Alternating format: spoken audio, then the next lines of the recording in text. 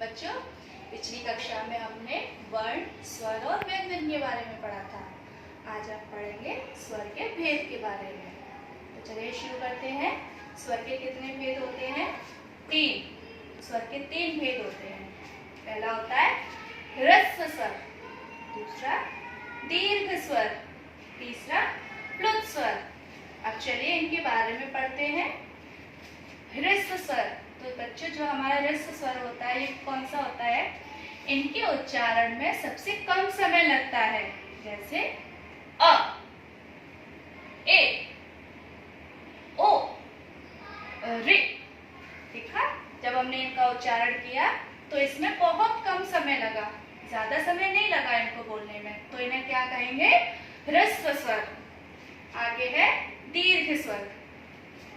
इनके उच्चारण में ह्रस्व स्वरों से दुगना समय लगता है। जैसे आ, ई, ऊ आदि आदि, यानी कि और भी होते हैं। हमारा ए होता है, ओ भी होता है, तो ये हमारे दीर्घ स्वर होते हैं। इनका जब हमने उच्चारण किया था तो ह्रस्व स्वरों से दुगना समय हमें इन्हें बोलने में लगा था। अब है हमारा प्लुत स्वर। प्लुत स्वर क्या होते हैं? इनके उच्चारण में दोनों स्वरों से अधिक समय लगता है। यानी कि जब हम इनका उच्चारण करते हैं तो ह्रस्व स्वर और दीर्घ स्वर, इन दोनों से अधिक समय हमें किसमें लगता है? प्लुत स्वर में। यानी कि प्लुत स्वर में हमें, जब हम इनके जो उदाहरण है इनको बोलते हैं तो इसमें हमारा अधिक समय लगता है। जैसे ओम, हे राम। देखा, तो जब हमने इनको उच्चारण किया तो इनको कितना लंबा खींचा, ओम, हे राम। तो इसमें जो हमारा ये जो चिन्ह दिया है ना बच्चों, ये वाला, इसको हम अवग्रह कहते हैं। क्या कहते हैं इसको? अवग्रह। तो अब चलिए अब शुरू करते हैं स्वरों की मात्राएं। देखिए स्वरों की मात्राएं।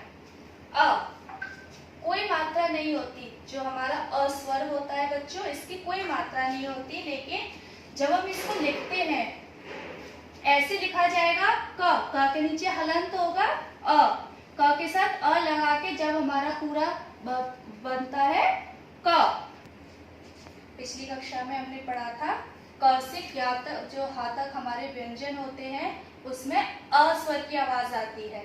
तो अ की कोई मात्रा तो नहीं होती, तो उसको हम ऐसे लिखते हैं। तो जब क लिखा जाएगा तो उसके नीचे हलंत लिखा जाएगा और स्वर अ लिखा जाएगा। तो जब हम उसको सही रूप में लिखेंगे तो ऐसे क आएगा। ठीक है। अब है आपकी आ। ये होती है हमारी आ की मात्रा। जब हमारी आ की मात्रा क के साथ लग जाती है तो कैसे पढ़ेंगे? का। यहाँ पर देखिए क के साथ कोई मात्रा नहीं थी, तो इसको हमने पढ़ा क। अब यहाँ पर का के साथ आ की मात्रा आ गई है, तो इसे पढ़ेंगे का म, काम। आगे है ए।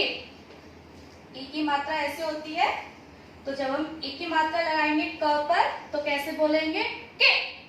का पर जब ई की मात्रा लगी तो हो गया के। और फिर है ताब। देखिए यहाँ ता पर भी आ की मात्रा आई, तो ये हो गया कि ताब। ई की मात्रा, जब हम क पर ई की मात्रा लगाएंगे तो कैसे बोलेंगे? की मत। अब देखिए जो हमारी ए और ई की मात्रा होती है, इनको ध्यान से सुनिए। क पर जब छोटी की मात्रा लगाते हैं, ई की मात्रा लगाते हैं तो बोलते हैं के, और जब क पर ई की मात्रा लगाते हैं तो की, है ना। अब है ओ। ओ की मात्रा ऐसे होती है, जैसे का पर ऊ की मात्रा लगाएंगे तो हो जाएगा को। टे, टा पर ए की मात्रा है, को टे या। देखिए यहाँ पर आ की मात्रा आ गई, को टे या। अब है हमारा ऊ। ऊ की मात्रा ऐसे लगाते हैं, का पर ऊ की मात्रा लगी, कूदना, कूदना।